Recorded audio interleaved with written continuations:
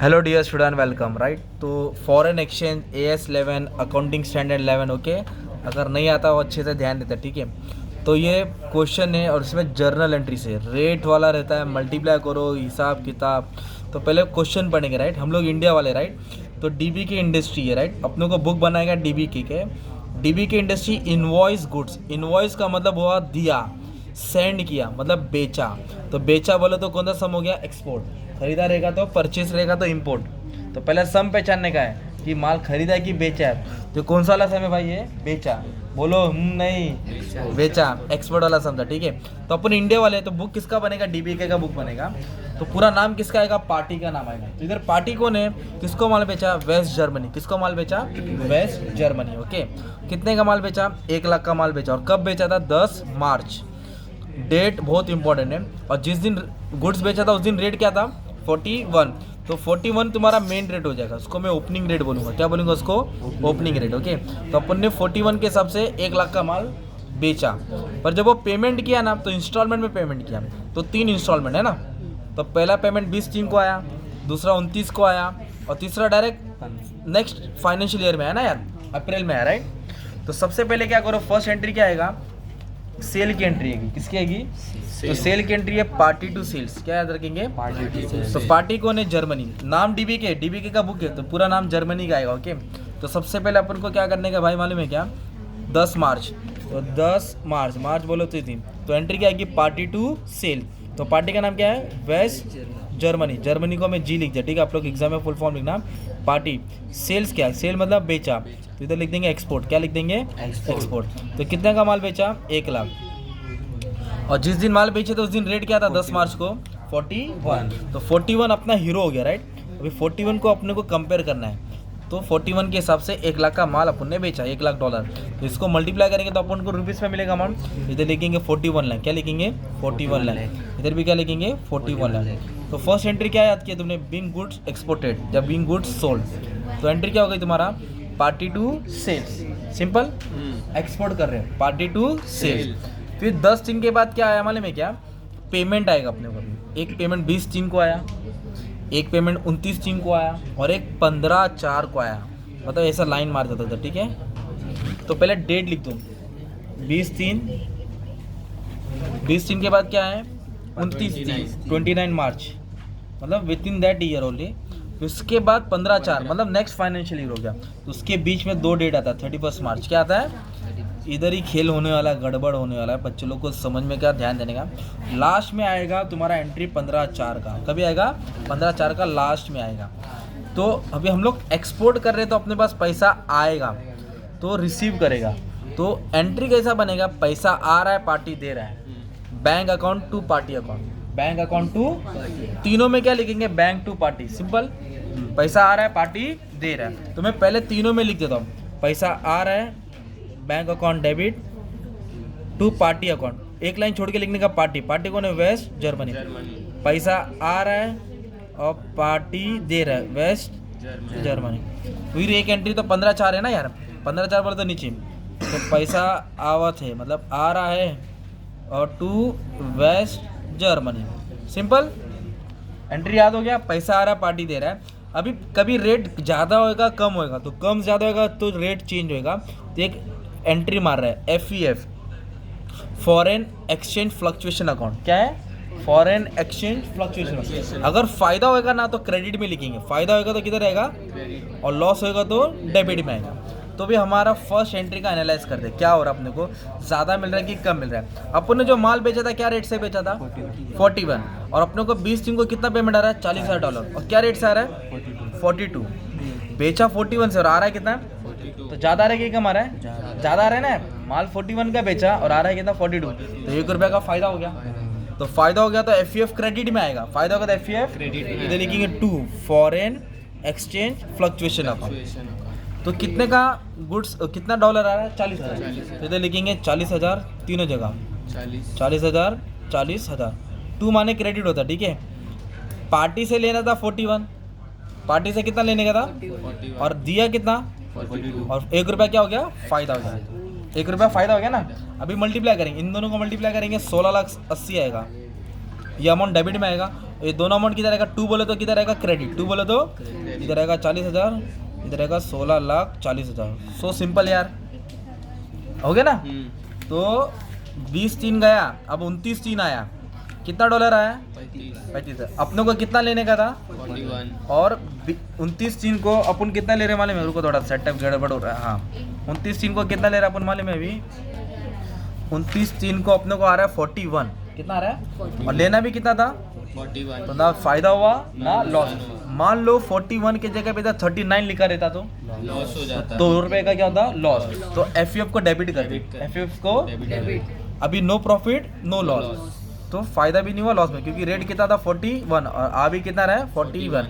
तो 35,000 लिखेंगे, 35,000 पार्टी से 41 लेने का था और पार्टी ने दिया कितना 41 दिया, तो नो प्रॉफिट नो लॉस। तो एफ नहीं आएगा, तो मल्टीप्लाई करेंगे 14,25,000।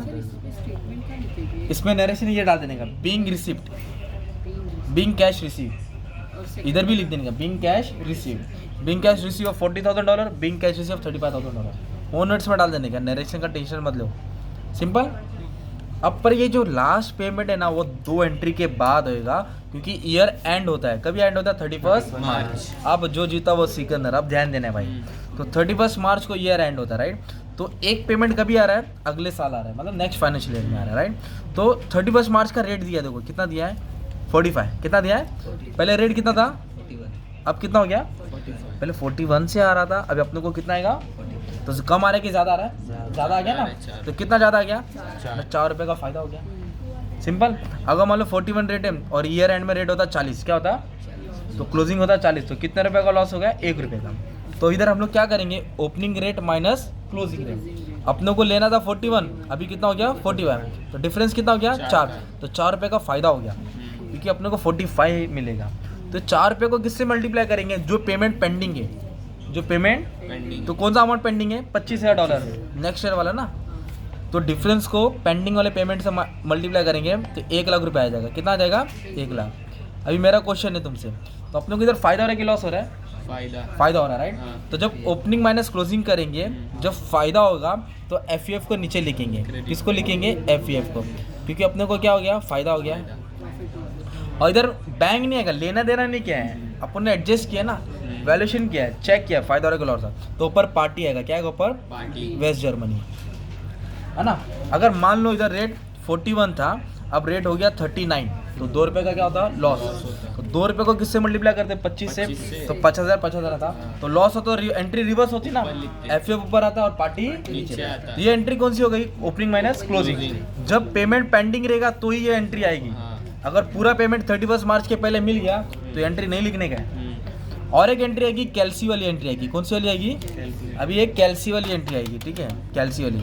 तो क्या करेंगे, क्रेडिट वाला प्लस करेंगे और डेबिट वाला माइनस करेंगे, क्योंकि प्रॉफिट प्लस करेंगे लॉस माइनस, और कैल्सी मतलब प्रॉफिट और लॉस, कैल्सी बोलो तो आ जाओ एफ को देखते हैं। देखो इधर एफ है क्या, नहीं इधर एफ है ना, डेबिट में कि क्रेडिट में, क्रेडिट है ना, 2 मतलब क्रेडिट, तो क्रेडिट वाला प्लस करेंगे, क्रेडिट वाला 40। इधर है क्या एफ, इधर है ना एफ, डेबिट है कि क्रेडिट, तो क्रेडिट वाला क्या करेंगे प्लस करेंगे 40 और 1 लाख, तो 1,40,000 हो गया। तो आंसर प्लस में है कि माइनस में है, प्लस में, मतलब प्रॉफिट हो गया, क्या हो गया प्रॉफिट। तो कैल्सी मतलब प्रॉफिट और लॉस, मतलब at the year and F का बैलेंस पीएनएल में ट्रांसफर होता है, तो अपने को फायदा हो गया, क्या हो गया फायदा, तो प्रॉफिट एंड लॉस में ट्रांसफर है, तो फायदा हो गया ना भाई, तो प्रॉफिट एंड लॉस, तो पीएनएल नीचे आएगा, क्या नीचे आएगा, अगर लॉस होगा तो पीएनएल ऊपर आएगा, तो अपने को प्रॉफिट होगा।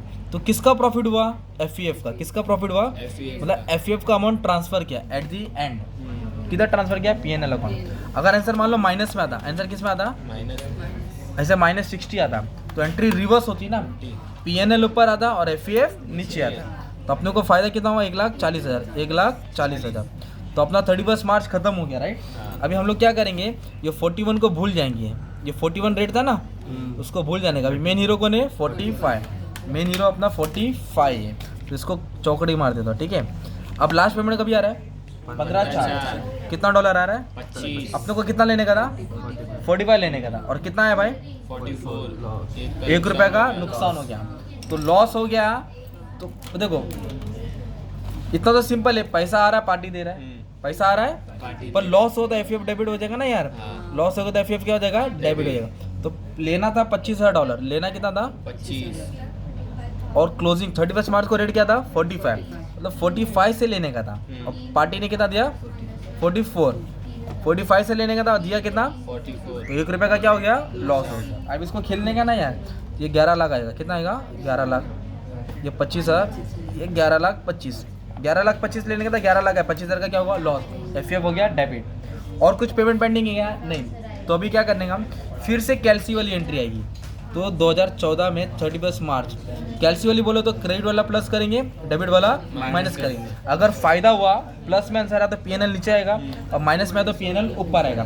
तो कौन सा अमाउंट लेने का, जो नया साल है ना उसका इधर से लेने का, इधर से पूरा स्टार्टिंग से नहीं, पूरा गाँव वालों को नहीं लेके आने का, अभी इधर से।